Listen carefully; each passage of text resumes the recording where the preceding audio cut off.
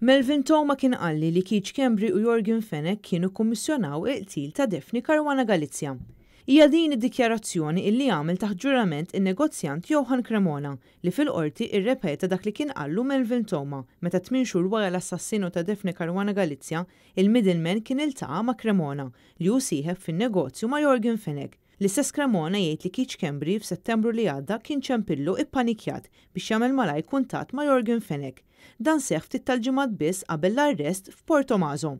L-ex-Chief of Staff ta' Joseph Muscat reġa' issemma fil-qorti hekk kif kompliet il-kumpilazzjoni fil-konfront ta' Jorgen Fenech biex xut ewlieni ikun Johan Cremona li jismu issemma diversi drabi fix-xhieda tal-middleman matul dawn l-aħħar xhur.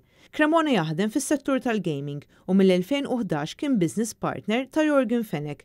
Fuq domanda tal-avukat Jason Azzopardi, Cremona ammetta li iltaqa' ma' Keith Schembri f'Settembru tas-sena l-oħra, ftit qabel ġie arrestat Fenech. Fil-qorti Johan Cremona qal li f'Ġunju tal-2018 kien ħali l-Kenneth ta' Kastilja biex jiltaqa' mal-middleman viċin id-dar tiegħu. L-għada Kenneth u Melvin Toma reġgħu iltaqgħu din id-darba barra l-Parlament. Hemmhekk Johan Cremona kien semagħhom jiftehmu fuq il-bejl għall-aħwa de Giorgio.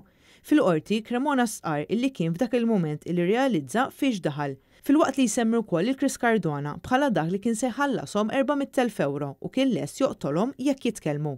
Johan Cremona jirrepeti dak li skontu sqar il-middleman meta kien qalu li Keith Schembri u Jorgen Fenech ittradewh u li kienu huma il-moħħ wara l-assassinju tal-ġurnalista. Ir-riżulta li Melvin Toma kellu wkoll kuntatt dirett mal-eks-kummissarju Lawrence Cutajer. L-avukat Jason Azzopardi staqsa lil Cremona biex jikkonferma jekk Toma kienx qallu li l-eks-kummissarju tal-Pulizija sema' il-famużi recordings. Cremona konferma dan u konferma wkoll li l-middleman kien bħal donnu in-negozja ma' Lawrence Cutajer fuq meta kien se jiġi arrestat. F'him minnhom il-Maġistrat Rachel Montebello qalet li nnotat inkonsistenza fix-xhieda ta' Cremona li min-naħa tiegħu der emozzjonat u kien kważi se jibki meta rrefera għal mewt ta' missieru sena ilu. L-avukati Marion Camilleri, Gianluca Caruana Karen u Charles Mercia qed jidhru għal Fenech. Il-prosekuzzjoni qed titmexxa mill-ispetturi Keith Arnaud u Kurt Zara. L-avukati Jason Azzopardi u Terris Komodini Kakija qed jidhru parte ċivili għal familja Caruana Galizia. Intant is-seduta kellha tieqaf għal ħin twil minħabba li wieħed mix-xhieda Edwin Brinkat magħruf bħala l-Ġojja ma resaqx fl-awla meta ssejjaħ ismu u għalhekk inħareġ mandat għall-arrest tiegħu.